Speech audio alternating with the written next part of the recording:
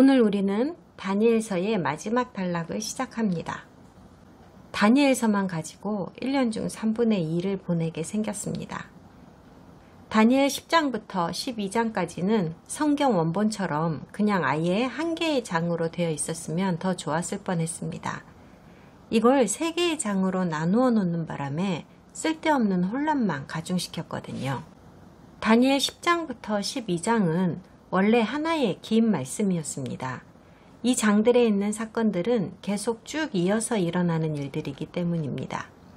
이 중 다니엘 10장은 다니엘이 본 마지막 환상을 좀 더 효과적으로 설명하기 위하여 오래전에 기독교 학자들이 앞으로 따로 빼서 서문처럼 배치해 놓은 장이라고 이해하시면 됩니다.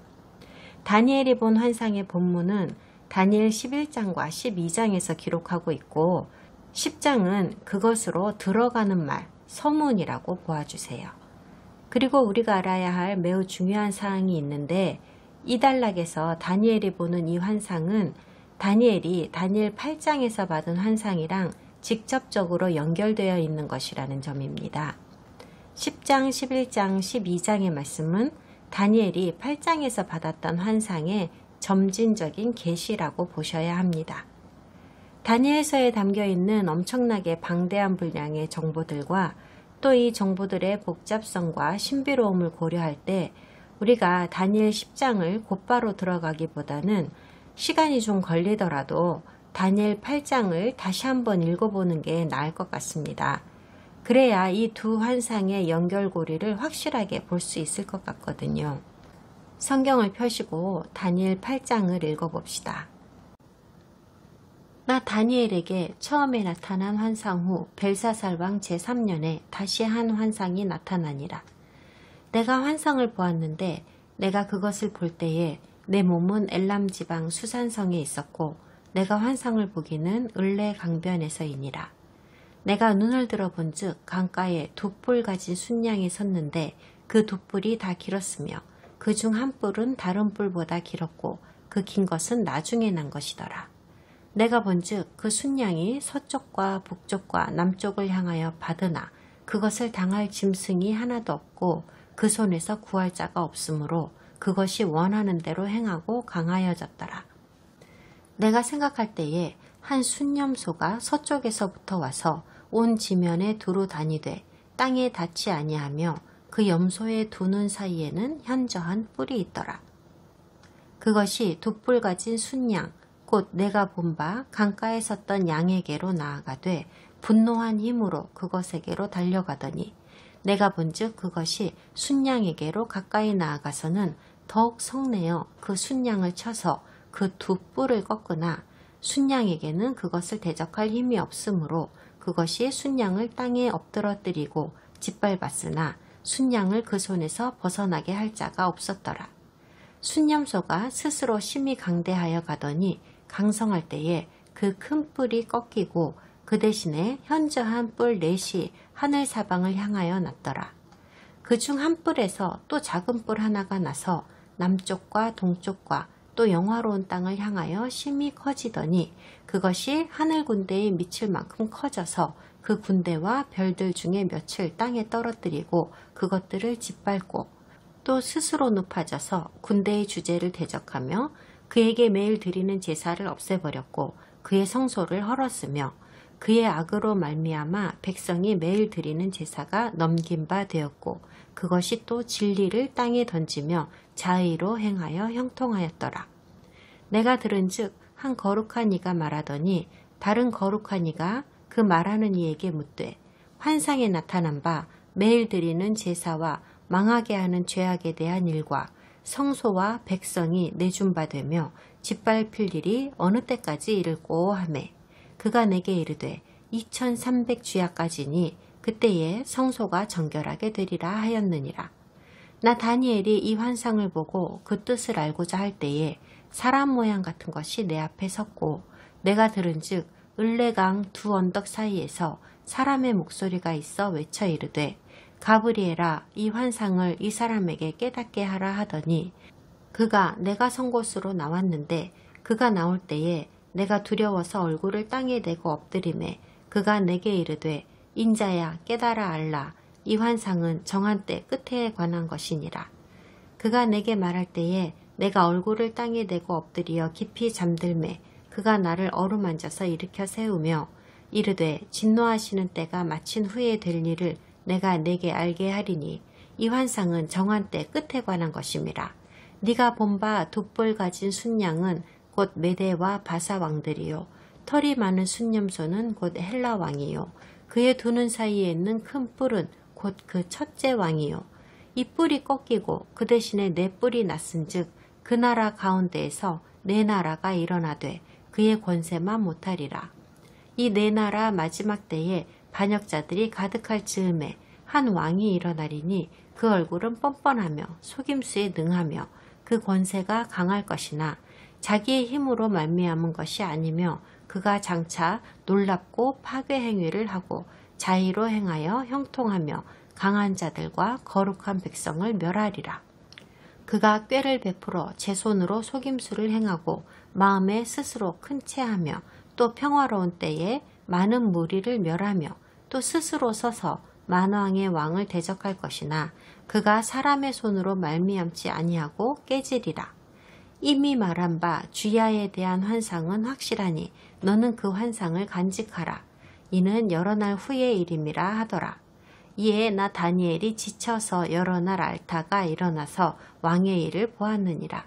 내가 그 환상으로 말미암아 놀랐고 그 뜻을 깨닫는 사람도 없었느니라. 이걸 들으시면서 이 이야기는 다니엘에게 있어서는 미래의 일들이라고 말씀드렸던 게 기억나셨을 겁니다. 순념소와 두 뿔 달린 순양이라는 상징물을 사용하여 세상을 지배하는 4개의 이방인 제국들 중에서 2개의 제국이 서로 대적하고 있음을 설명하는 환상이라고 말씀드렸었습니다. 간략하게 요약하면 두 뿔이 달린 순양은 메데 바사 제국이고 순념소는 그리스 제국인데 이것이 메데 바사 제국을 정복하게 된다는 것이었지요. 맨 처음 느부갓네살의 동상의 꿈과 그 다음 다니엘이 받은 환상은 연속해서 일어나는 4개의 이방인 세상의 제국들에 대한 내용이었습니다. 다니엘이 해설가의 역할을 맡게 된 느부갓네살의 꿈은 4개의 이방인 제국이 사람 모습을 한 동상으로 묘사되고 있습니다.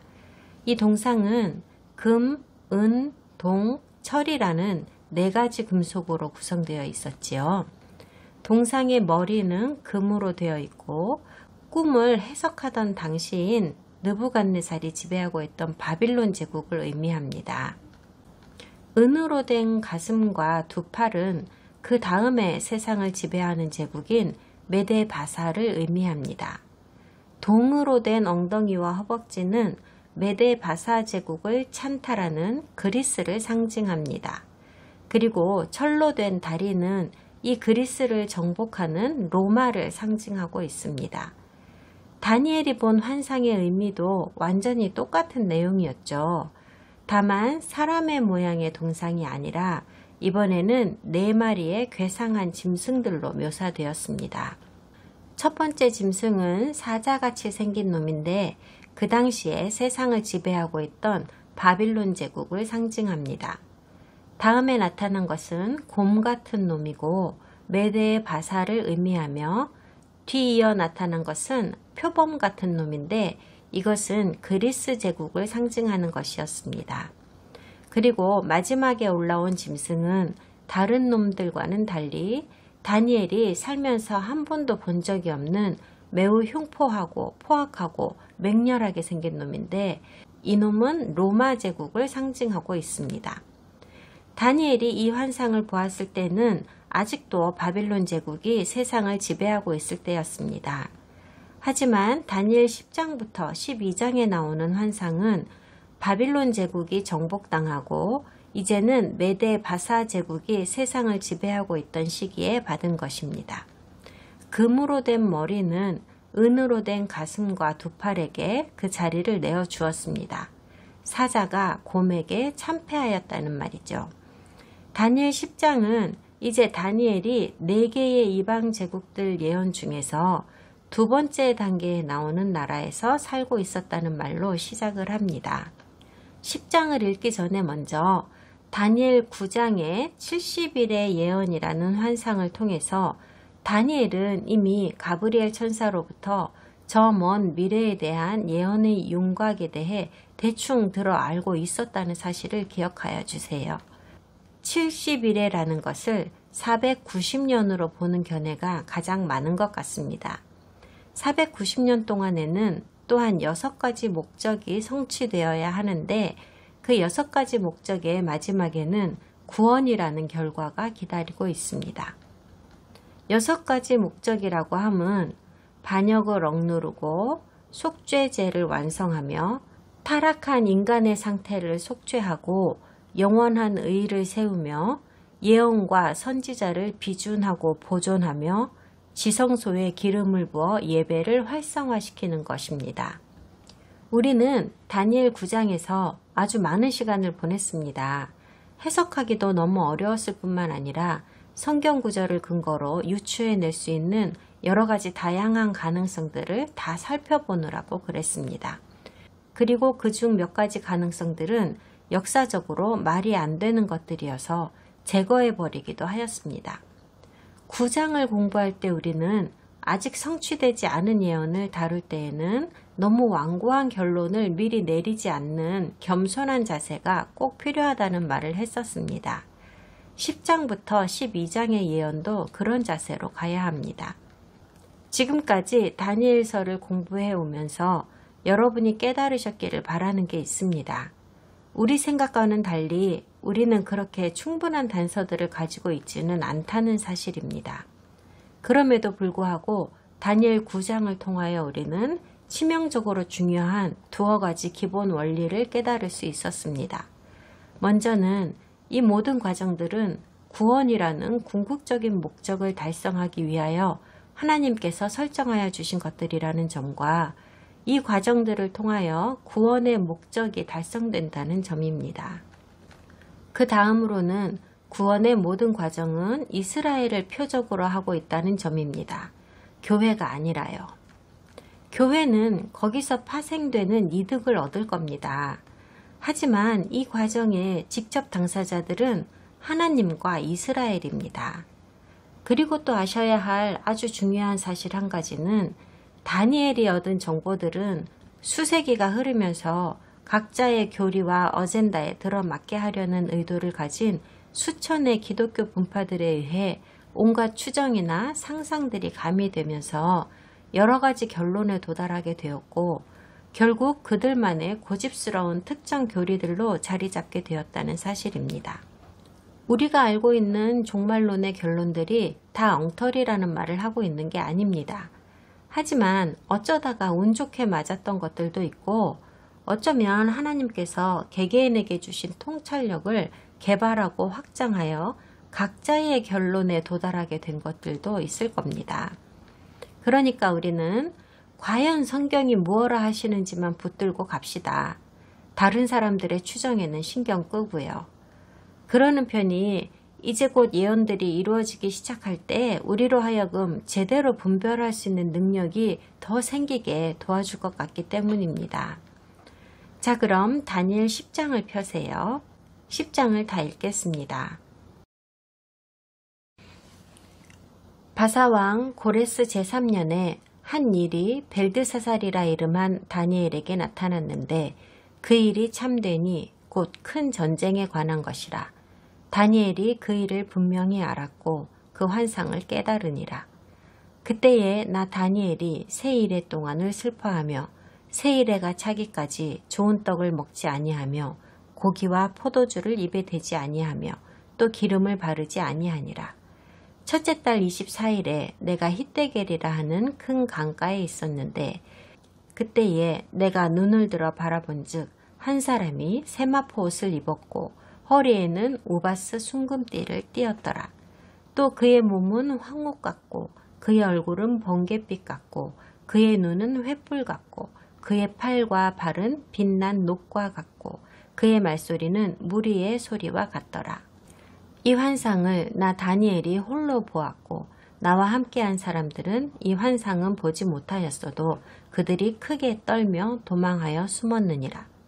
그러므로 나만 홀로 있어서 이 큰 환상을 볼 때에 내 몸에 힘이 빠졌고 나의 아름다운 빛이 변하여 썩은 듯하였고 나의 힘이 다 없어졌으나 내가 그의 음성을 들었는데 그의 음성을 들을 때에 내가 얼굴을 땅에 대고 깊이 잠들었느니라. 한 손이 있어 나를 어루만지기로 내가 떨었더니 그가 내 무릎과 손바닥이 땅에 닿게 일으키고 내게 이르되 큰 은총을 받은 사람 다니엘아, 내가 내게 이르는 말을 깨닫고 일어서라. 내가 내게 보내심을 받았느니라 하더라. 그가 내게 이 말을 한 후에 내가 떨며 일어서니 그가 내게 이르되 다니엘아, 두려워하지 말라. 내가 깨달으려 하여 내 하나님 앞에 스스로 겸비하게 하기로 결심하던 첫날부터 내 말이 응답받았으므로 내가 내 말로 말미암아 왔느니라. 그런데 바사 왕국의 군주가 21일 동안 나를 막았으므로 내가 거기 바사 왕국의 왕들과 함께 머물러 있더니 가장 높은 군주 중 하나인 미가엘이 와서 나를 도와주므로 이제 내가 마지막 날에 내 백성이 당할 일을 내게 깨닫게 하러 왔노라. 이는 이 환상이 오랜 후의 일임이라 하더라. 그가 이런 말로 내게 이를 때에 내가 곧 얼굴을 땅에 향하고 말문이 막혔더니 인자와 같은 이가 있어 내 입술을 만진지라. 내가 곧 입을 열어 내 앞에 서 있는 자에게 말하여 이르되 내 주여, 이 환상으로 말미암아 근심이 내게 더함으로 내가 힘이 없어졌나이다. 내 몸에 힘이 없어졌고 호흡이 남지 아니하였사오니 내 주의 이 종이 어찌 능히 내 주와 더불어 말씀할 수 있으리이까 하니 또 사람의 모양 같은 것 하나가 나를 만지며 나를 강건하게 하여 이르되 큰 은총을 받은 사람이여 두려워하지 말라. 평안하라. 강건하라. 강건하라. 그가 이같이 내게 말하매 내가 곧 힘이 나서 이르되 내 주께서 나를 강건하게 하셨사오니 말씀하옵소서. 그가 이르되 내가 어찌하여 네게 왔는지 네가 아느냐. 이제 내가 돌아가서 바사 군주와 싸우려니와 내가 나간 후에는 헬라의 군주가 이를 것이라. 오직 내가 먼저 진리의 글에 기록된 것으로 내게 보이리라. 나를 도와서 그들을 대항할 자는 너희의 군주 미가엘 뿐이니라. 다니엘의 이 환상은 바사의 고레스 왕 통치 3년 차에 있었던 일입니다. 고레스는 사이러스 대왕이라고도 알려져 있는 인물입니다. 일부 학자들은 이 구절이 다니엘 1장의 마지막 몇 구절과 맞지 않는다고 말합니다. 다니엘 1장 18절부터를 좀 들어보세요. 왕이 말한 대로 그들을 불러들일 기한이 찼으므로 환관장이 그들을 느부갓네살 앞으로 데리고 가니 왕이 그들과 말하여 보매 무리 중에 다니엘과 하나냐와 미사엘과 아사랴와 같은 자가 없으므로 그들을 왕 앞에 서게 하고 왕이 그들에게 모든 일을 묻는 중에 그 지혜와 총명이 온 나라 박수와 술객보다 10배나 나은 줄을 아니라. 다니엘은 고레스 왕 원년까지 있으니라. 이래서 학자들이 문제를 제기하는 겁니다. 다니엘 10장에서는 다니엘이 고레스 왕 3년에 여전히 왕궁에 있다고 말하고 있는데 1장에서는 고레스 왕 첫 해까지 왕궁에 있었다고 말하거든요. 성경을 제대로 안 읽어서 그런 겁니다. 1장에서는 다니엘이 공식적으로 바사의 왕 고레스 통치 원년까지 왕궁에 남아 있었다고 분명히 말하고 있습니다. 이 말은 기본적으로 다니엘이 왕궁에서 고위 관직을 맡고 있었던 마지막 때가 이때라는 말입니다. 하지만 10장에서는 다니엘이 고레스 왕의 관료라는 말이 전혀 나오지 않습니다. 다만 다니엘이 이 환상을 받은 때가 언제인지를 설명하고 있을 뿐이죠.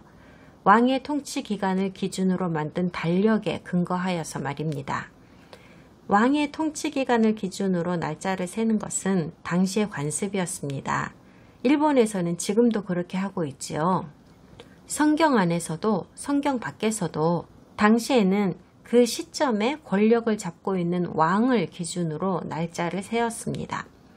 그러므로 이 구절의 결론은 다니엘이 은퇴하고 2년차 되던 해에 이 일이 일어났다는 뜻입니다. 지금 다니엘은 무척 늙었을 겁니다. 아마도 90대 초반 정도일 테지요. 그는 이제 프리랜서로 일하면서 누구에게도 소속되어 있지 않습니다. 문맥상 알아두셔야 할 중요 사항은 다니엘은 고레스 왕 1년차까지 왕을 모셨다고 하는데 이 왕의 통치 1년에 곧바로 고레스 왕이 유대인들에게 본향으로 돌아가라는 명령을 내렸다는 사실입니다. 에스라서 1장을 들어보세요. 바사왕 고레스 원년에 여호와께서 예레미야의 입을 통하여 하신 말씀을 이루게 하시려고 바사왕 고레스의 마음을 감동시키심에 그가 온 나라에 공포도 하고 조소도 내려 이르되 바사왕 고레스는 말하노니 하늘의 하나님 여호와께서 세상 모든 나라를 내게 주셨고 나에게 명령하사 유다 예루살렘에 성전을 건축하라 하셨나니 이스라엘의 하나님은 참 신이시라. 너희 중에 그의 백성된 자는 다 유다 예루살렘으로 올라가서 이스라엘의 하나님 여호와의 성전을 건축하라. 그는 예루살렘에 계신 하나님이시라. 그 남아있는 백성이 어느 곳에 머물러 살든지 그곳 사람들이 마땅히 은과 금과 그 밖의 물건과 짐승으로 도와주고 그 외에도 예루살렘에 세울 하나님의 성전을 위하여 예물을 기쁘게 드릴지니라 하였더라. 그러므로 지금은 유대인의 바빌론 망명 생활이 끝난 지 거의 2년이 되어가는 시점입니다.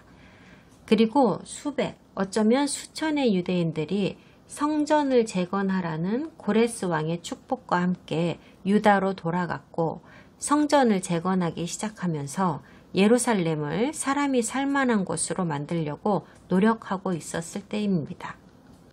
이 사건의 시기를 계산해 보면 아마도 기원전 535년 정도에서 1, 2년 정도의 오차가 생길 수 있는 때인 것 같습니다. 그리고 고레스 왕의 통치 1년 차에 왕이 유대인을 집으로 돌려보내었다고 하는데 다니엘도 이때에 왕을 모시는 일에서 자유로워졌다고 보는 것이 논리적일 것입니다. 무엇보다 다니엘은 자기가 원해서 그 일을 하고 있었던 게 아니거든요. 그는 억지로 바빌론에 끌려왔고 궁정에서 일을 하게 된 것도 능력이 뛰어나서였지 자기가 그 직업에 지원을 했기 때문이 아니었습니다. 그런데 그의 업무 능력이 너무나 뛰어났던 나머지 뒤를 잇는 왕들도 계속해서 그를 고용했던 거죠. 고레스 왕의 통치 1년 차에 내린 조서로 인하여 다니엘을 포함한 유대인들은 모두 자유로워졌습니다. 다니엘이나 다른 다수의 유대인들이 바빌론에 남은 것은 그들의 자유의지였으며 유다로 돌아간 사람들의 수가 더 적었습니다. 다니엘 10장 1절에서 다니엘이 말씀을 받았다고 합니다. 말씀은 히브리어로 따바르이고 환상이라고 번역한 단어는 원래 계시하다라고 번역되는 갈라입니다. 따바르는 우리가 앞에 출애굽기에서 십계명을 공부할 때 배웠습니다. 명령이라고 번역되는 단어는 미츠봇이지만 성경에서 십계명이라고 불리우는 모세가 시내산에서 받은 그것에는 미츠봇, 명령이라는 단어가 아닌 따바르, 말씀이라는 단어가 쓰였습니다. 그러므로 기독교인들이 십계명이라고 부르고 있는 것은 성경을 잘못 해석하였기 때문에 만들어진 이름입니다. 십계명이 아니라 10가지 말씀이라고 하였어야 합니다. 우리는 성경에서 말씀이라는 단어를 보면 하나님께서 우리에게 주시는 성스러운 메시지나 예언이라고 생각합니다. 그렇듯이 십계명 역시도 명령이나 규정이라고 해석하면 안 되는 것입니다. 갈라는 계시하다는 뜻입니다. 그리고 환상에 해당하는 단어는 하존이죠. 그런데 하존이라는 단어는 사실 이 구절에 등장하지 않습니다. 그러니까 다니엘 10장에서 일어난 일은 다니엘이 잠이 들어있는 동안에 꿈으로 보았거나 한 것도 아니고 하존의 의미처럼 반쯤 깨어있는 상태로 본 환상도 아니었습니다. 다니엘이 이전에 보았던 것들은 그런 것들이었죠. 10장에서 12장까지에서 묘사하고 있는 장면은 똑똑히 맨정신으로 깨어있는 상태에서 영적 세상을 들여다본 것입니다. 그러므로 다니엘이 살아가는 삶 동안에 하나님과 소통하는 방식이 점점 발전하여 가고 있다는 것을 알 수 있습니다. 우리는 전에도 이 이야기를 했었는데요. 하나님의 계시를 받는 방법은 여러 가지가 있는데 성경적 원리로 보았을 때 그 중에서 가장 낮은 수준의 소통 방법은 꿈입니다. 그 다음 수준의 소통 방법은 반쯤 깨어있는 상태에서 보는 환상이나 온전한 정신으로 마음속에 차오르는 생각이고, 그리고 마지막으로 가장 높은 수준의 방법이 바로 진짜로 눈으로 확인 가능하며 어떤 육적인 연결을 통하여 실제로 느끼고 알 수 있게 하는 어떤 것입니다. 예를 들면 바울이 다마스커스로 가는 길목에서 부활하신 그리스도를 만나지요. 이것은 꿈도 아니었고 환상도 아니었습니다. 실제로 육체의 감각으로 보고 느낄 수 있는 것이었습니다. 여기 다니엘서에서도 하나님께서 다니엘과 이런 식으로 소통하신 겁니다. 먼저는 남의 꿈을 해석하게 하시고, 이후 자기의 꿈을 해석하게 하시고, 그리고 환상을 보여주시고, 마침내 진짜로 눈앞에서 일어나는 일을 목격하게 하신 것입니다. 이러한 점진적인 발전은 다니엘의 영적 성장의 발전과도 맞물려 있습니다. 이러한 패턴은 우리도 눈여겨보아 두어야 합니다. 오늘날에도 이런 식으로 일하시기 때문입니다. 하나님께서는 우리의 영을 점점 성숙시키셔서 우리 의식이 점점 명확해지게 하시며 마침내 육적으로도 영적 세상을 감지할 수 있는 능력이 생기게 하십니다. 신자라면 누구라도 이 말을 이해할 수 있을 거라고 생각합니다. 뭐라고 설명하기는 좀 어렵지만요. 이 환상에서 우리가 또 알아야 하는 핵심 요소가 하나 더 있는데 대부분의 번역본에서 큰 전쟁이라고 번역하고 있는 것입니다. 그런데 뜻이 명확하지 않습니다. 히브리어로는 짜바라고 쓰여 있는데 여러 가지 의미를 담고 있는 단어입니다. 이 단어는 우리에게도 익숙한 아도나이 ጼ바옷에도 쓰였는데요. 만군의 하나님이라는 뜻이죠. 짜바는 보통 아주 많은 무리를 의미하는 단어이고 하늘의 군대, 하늘의 영적 전사들 혹은 하늘의 별들이라는 뜻으로도 쓰입니다. 그렇다면 우리 인간들의 군대 무리에게는 쓸 수 없는 단어이냐 하면 그렇지는 않습니다. 쓸 수 있습니다. 여기 다니엘서에서도 일반적인 전쟁이라는 의미로도 해석 가능합니다. 영적 전쟁이든 인간들의 전쟁이든 말입니다. 그래서 성경 번역본마다 조금씩 다른 번역을 하고 있는 걸 볼 수 있습니다. 큰 전쟁, 심한 고생, 정해진 때, 큰 싸움 등으로 번역했습니다. 11장과 12장의 나머지 대화를 보면 그 뜻이 더 명확해질 것 같은데요. 다니엘은 이 단어가 영적인 면과 육적인 면의 전쟁을 동시에 표명한다고 본 것 같습니다. 어쨌든 핵심 주제는 전쟁이라고 보는 것이 맞다고 확신합니다. 하지만 언제나 다른 가능성도 있을 것이라는 걸 묵살하여서는 안 됩니다. 2절에서 다니엘이 3주 동안을 슬퍼하였다고 말합니다. 본인의 신분에 맞게 평소에 먹던 고기나 와인이나 이런 특별히 좋은 음식도 먹지 않았다고 합니다. 21일 동안은 평범한 음식만 먹었다는 말입니다. 아예 곡기를 끊었다는 말은 아닙니다. 몸에 기름을 바르지도 않았다고 하는데요. 이것은 종교 예식에서 붙던 그 기름을 말하는 게 아닙니다. 크림이나 로션 같은 걸 안 발랐다는 말입니다. 그 당시의 사람들도 우리처럼 보습제나 진정 로션 같은 것들을 발랐습니다. 대기가 매우 건조했기 때문입니다. 냄새가 좋기 때문이기도 하고요. 그런데 애통함을 표하기 위해서 그는 이런 것들도 사용하지 않았다는 말입니다. 4절에서 매우 중요한 설명이 나옵니다. 하나님의 말씀이 다니엘에게 임한 것이 정월 24일이라고 합니다. 따로 언급하지는 않았지만 토라를 공부하는 학생이라면 누구든지 이 사건이 일어난 날이 니산월이라는 걸 알 수 있습니다. 성경의 봄절기 3개가 니산월에 있습니다. 니산월 14일부터 22일까지 6월절을 시작으로 무교절과 초실절이 이어집니다. 그럼 다니엘의 금식이 이 3개의 명절과 관련이 있는 걸까요? 저는 그렇게 보지 않습니다.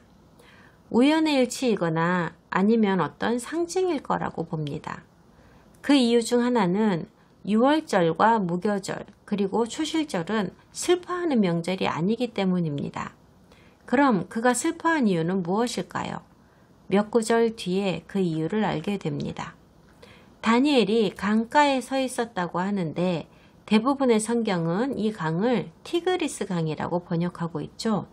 그런데 이것도 확실하지는 않습니다. 사실 티그리스라는 단어는 이 구절에 없습니다. 히브리어로 히데겔이라고 쓰여 있습니다. 이 강은 이미 없어진 고대의 강으로 에덴에서 흘러나와 아시리아로 향하던 강을 말합니다. 그래서 이것이 아마도 티그리스 강일 거라고 추측을 한 건데요. 일부 사람들은 이것이 유프라테스 강일 거라고 추측하기도 합니다. 어쨌든 간에 다니엘은 지금 큰 강가에 서 있습니다. 왜 거기 서 있었는지는 설명하지 않습니다. 다니엘이 특별히 뭘 기대했거나 어떤 일이 일어나리라는 것을 알고 기다리고 있었던 것은 아닌 것 같습니다. 그리고 그는 거기서 그냥 무심코 머리를 들었다가 어떤 장면을 보게 되었는데 세마포 옷을 입은 사람이 나타난 겁니다. 제사장들이 입는 하얀 예복을 말합니다. 또한 원본에는 우바스 정금띠를 둘렀다는 말씀이 적혀 있는데 우바스 정금이라는 것은 매우 순도가 높은 정금을 일컫습니다. 우바스라는 건 특정한 지명을 일컫는 말은 아닙니다.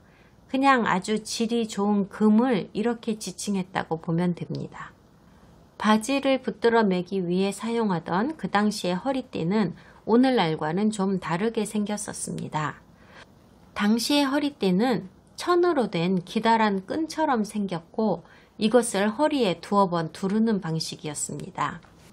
이 끈으로 튜닉의 한쪽을 당겨 묶어서 옷이 땅에 끌리지 않게 하였는데 남자도 여자도 이런 식으로 하였습니다. 끈을 가랑이 사이로 끼워서 옷을 끌어올려 활동하기 더 좋게 만드는 용도로도 사용하였습니다. 성경에서는 허리를 동여매고 라는 표현으로 자주 나오는데 끈으로 한복 치마 중간을 가랑이 사이로 동여매어서 일하기 좋게 만든 걸 본 적이 있을 겁니다. 그런 식이라고 생각하시면 됩니다. 어쨌든 치렁치렁한 옷을 끈으로 동여매어서 활동하기 좋게 만드는 데 쓰이던 것을 허리띠라고 했다는 겁니다. 그런데 다니엘이 본 허리띠를 메었다는 이 존재는 다니엘이 보기에는 사람 이상의 무엇인 것 같이 느껴졌습니다. 그러므로 단순히 그저 생긴 모습을 설명하려는 의도로 사람, 이쉬라는 표현을 쓴 것이라고 보아야 합니다. 6절의 표현은 에스겔서에서 하나님을 묘사할 때 매우 빈번히 등장하는 표현입니다. 녹주석 같은 몸, 번개같이 빛나는 얼굴, 불꽃 같은 눈, 천둥소리 같은 음성 등등요. 기독교인들은 다니엘이 만난 이 사람은 분명히 하나님일 거라고 말하는데요. 하지만 이 존재를 사람이라고 묘사했기 때문에 사람인 하나님이라면 삼위일체의 두 번째 하나님인 그리스도를 말하는 것이라고 합니다. 저 역시도 이런 주장이 절대로 틀렸다고는 장담할 수 없습니다. 하지만 의혹은 있습니다. 삼위일체라는 것 자체가 로마 캐톨릭에서 근거한 것인데 대부분의 개신교에서 아무런 의심 없이 그대로 받아들이고 있는 교리들 중에 하나일 뿐이거든요. 그래서 삼위일체 교리에 맞추어서 해석하면 이런 답이 나올 수밖에 없었을 거라는 생각이 듭니다. 그러므로 우리는 이 장을 읽으면서 이 존재가 그리스도라고 주장하는 사람들의 의견과 함께 또 다른 존재라고 주장하는 두세 가지 의견들을 만나볼 겁니다. 그 이야기를 하기 전에 먼저 7절을 한번 봅시다. 다니엘은 이 존재의 현현을 분명히 보았지만 그와 함께했던 사람들은 보지 못했습니다.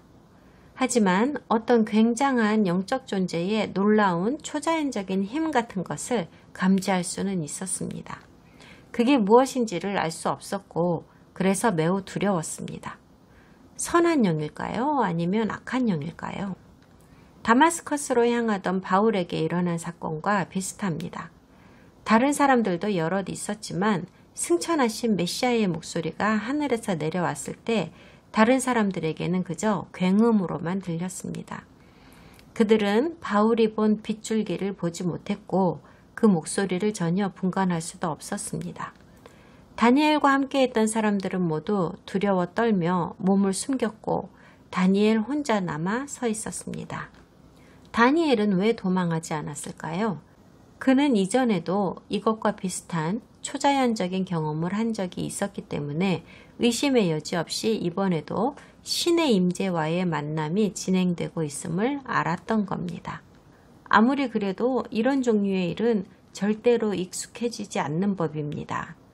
그는 여전히 두려웠고 불안해서 몸을 제대로 가눌 수가 없었습니다. 스트레스로 얼굴도 이그러졌습니다. 무릎이 서로 부딪히고 사지가 떨렸습니다. 그 목소리로 지시가 시작되었을 때 그는 순식간에 땅에 엎드려서 코를 쳐박고 절하며 예배하는 자세를 취했습니다. 그 다음에 일어난 일로 보아 저는 이 존재가 그리스도가 아니라고 봅니다. 이분이 다니엘을 어루만졌다는 것을 보아 이분은 유령도 아닙니다. 그리고 다니엘에게 말씀합니다. 하나님의 크신 사랑을 받는 다니엘아, 내가 하는 말을 잘 들어라. 내가 보내심을 받아 내게 왔으니 일어서라. 하나님이라면 메신저로 보내심을 받았을 리가 없습니다. 그리고 누군가가 하나님 앞에 엎드려 있을 때 하나님이라면 그를 일으켜 세워서 얼굴을 대면하게 하지도 않으십니다. 12절은 앞에 있는 2절과 관련이 있는 정보를 제공하여 줍니다. 이 존재가 말하기를 네가 하나님께 기도하던 그 순간에 하나님께서 들으셨고 그래서 내가 보내어져 왔다고 합니다. 그렇지만 13절에서 그가 바사왕 때문에 21일 동안 붙들려 있었다고 말합니다. 그러니까 다니엘이 금식하고 애곡하였던 기간이 21일 동안이었다는 말이 됩니다. 그리고 이 천사가 다니엘에게 오기까지 21일이 걸렸고요. 똑같이 21일입니다. 그러니까 다니엘이 하나님께 기도를 시작한 바로 그날 하나님께서 들으시고 즉시로 이 천사에게 말씀을 들려 보내셨습니다. 하지만 이 천사는 21일 동안이나 다니엘에게 이 소식을 전할 수가 없었습니다. 페르시아 왕이라고 묘사된 신비한 존재 때문입니다. 그래서 다니엘은 3주씩이나 배를 고르며 기다려야 했고 하나님께서 말씀을 전달하시려고 천사를 보내셨을 거라는 생각도 전혀 할 수도 없었던 거죠. 어쩌면 응답이 늦어지는 것일 수도 있겠구나, 혹은 아예 응답하실 마음이 없으신 건가 보다 라고 생각했을 수도 있겠지요. 욥이 생각나지 않습니까? 하나님께서 자기를 버리고 환난에 환난이 거듭되게 내버려 두시는 것처럼 생각했잖아요. 하지만 우리는 알고 있지요. 하나님께서는 처음부터 그의 상황을 다 보고 계셨고 욥의 일로 사탄과 계속 논쟁하고 계셨었다는 것을요. 하지만 욥은 그것을 알 리가 없었지요. 그런데 다니엘은 도대체 무슨 일로 3주 동안이나 큰 슬픔에 빠져 애도하고 있었던 걸까요? 히브리 현인들은 해답을 찾았습니다. 저도 동의합니다. 닥터 키엘 같은 일부 기독교 주석가들은 다니엘이 유대인의 구원을 위하여 애도하며 기도하고 있었을 거라고 말합니다. 하지만 수많은 성경 구절에서 알 수 있듯이 이미 고레스 왕 1년 차에 유대인들은 집으로 돌아가도 좋다는 명이 떨어졌고, 이 사건은 고레스 왕 2년 차에 일어난 일입니다. 유대인들은 이미 자유의 몸이 되어 있을 때이죠. 그래서 유대인 현인들은 이렇게 말합니다. 다니엘의 마음이 무너지고 절망적이었던 이유는 성전 재건의 프로젝트가 방해를 받고 완전히 수포로 돌아가고 있었기 때문이랍니다. 유다로 이주해 와서 살고 있으면서 이제는 본토 사람이 된 주민들이 망명했다가 다시 예루살렘으로 돌아온 유대인들을 회방하였다는 겁니다. 그런데 고레스 왕은 이 사람들과 문제를 일으키고 싶지 않아서 열손 놓고 있는 상태였다고 합니다. 성전은 그들에게 있어서 모든 것입니다. 지난 70년 동안 유대인들은 온갖 더러운 죄 속에서 뒹굴며 부정한 상태가 되어 있었지만 성전도 없고 제단도 없기 때문에 그 죄를 회복하지 못하고 있었습니다. 경건함에서 둘째가라면 서러울 이 다니엘에게는 이것이 가장 가슴 아픈 일이었습니다. 유다에 있던 사람들과 돌아온 유대인들과의 갈등은 당시 이 지역에서는 모두들 잘 알고 있는 문제였습니다. 이 상황에 대해서 에스라서에도 이렇게 기록되어 있습니다. 사로잡혔던 자들의 자손이 이스라엘의 하나님 여호와의 성전을 건축한 다음을 유다와 베냐민의 대적이 듣고 스룹바벨과 족장들에게 나와 이르되 우리도 너희와 함께 건축하게 하라. 우리도 너희같이 너희 하나님을 찾노라. 아수르 왕 에살핫돈이 우리를 이리로 오게 한 날부터 우리가 하나님께 제사를 드리노라 하니 스룹바벨과 예수아와 기타 이스라엘 족장들이 이르되 우리 하나님의 성전을 건축하는데 너희는 우리와 상관이 없느니라. 바사왕 고레스가 우리에게 명령하신 대로 우리가 이스라엘의 하나님 여호와를 위하여 홀로 건축하리라 하였더니 이로부터 그 땅 백성이 유다 백성의 손을 약하게 하여 그 건축을 방해하되 바사왕 고레스의 시대부터 바사왕 다리오가 즉위할 때까지 관리들에게 뇌물을 주어 그 계획을 막았으며 계속하여 다니엘 10장 13절에서 이 천사가 다니엘에게 말합니다. 페르시아 왕과의 전쟁에서 빠져나올 수 있었던 것은 천사장 중 하나인 미가엘이 와서 도와주었기 때문이랍니다. 그러니까 미가엘이 와서 이 이름 모를 천사를 도와주어 전쟁에서 빠져나가게 해 주었기 때문에 그가 받아온 하나님의 말씀을 다니엘에게 전할 수 있게 된 겁니다. 이 대목에서는 여러 가지 의문점이 발생합니다. 제일 먼저 페르시아의 왕이라고 하는 자는 누구입니까? 자유주의 신학자 중 일부는 이 자는 페르시아의 어떤 이름 모를 인간 왕이라고 말합니다. 이건 말이 안 됩니다. 여기에 쓰인 단어는 일반적으로 왕이라고 번역되는 멜렉이 아니라 사르라는 단어이기 때문입니다. 게다가 지금 다니엘에게 말하고 있는 이 존재는 영적 존재이기 때문에 그가 싸우는 상대 역시 영적 존재여야 합니다. 의문에 쌓인 이 몇 구절만으로는 아직 충분한 정보를 얻지는 못하였지만 이 시점에 제가 확실하게 말씀드릴 수 있는 것이 있습니다. 특정 영적 존재들이 각각의 특정한 나라들을 담당하고 있다는 사실입니다. 그리고 지금 여기 이 상황에서는 한 존재가 이스라엘을 돕고 있고 다른 존재는 페르시아를 돕고 있는 겁니다. 그리고 13절 뒷부분을 보면 미가엘이 이 특별한 천사를 풀어주었기 때문에 인간들의 육적 상황도 변화하게 되었고 그가 더 이상 페르시아 왕들과 거기에 있을 필요가 없어졌다는 것을 알 수 있습니다. 여기에서 우리는 또 양자공존의 평행 원리를 확인할 수 있습니다. 이 땅 위에서 일어나는 모든 일은 그에 상응하는 영적 요소를 가지고 있다는 원리 말입니다. 그런데요, 페르시아를 돌본다고 하는 영적 존재들을 우리는 무조건 사악한 마귀적인 존재라고 생각하여서는 안 될 것 같습니다. 기독교 주석가들은 보통 이 존재를 그렇게 설명하지만 그렇다는 증거는 아무데도 없습니다.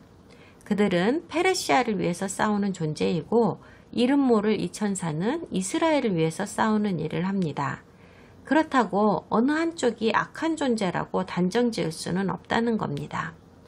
아시다시피 강력한 이방인 제국인 페르시아를 창조하셔서 바빌론을 정복하게 하신 이는 바로 하나님이십니다. 그렇게 바빌론을 벌하셨지요. 게다가 현재의 바사 왕인 고레스 대왕은 유대인들에게 매우 호의적입니다. 그는 바빌론이 유대인들을 포로로 잡아와서 그들에게 했던 짓을 만회하려고 유대인들에게 자금을 대어주면서까지 고국으로 돌아가서 너희 하나님 여호와께 예배드릴 성전을 지으라고 하였습니다. 여기서 끝낼게요. 다음 시간에 계속하겠습니다.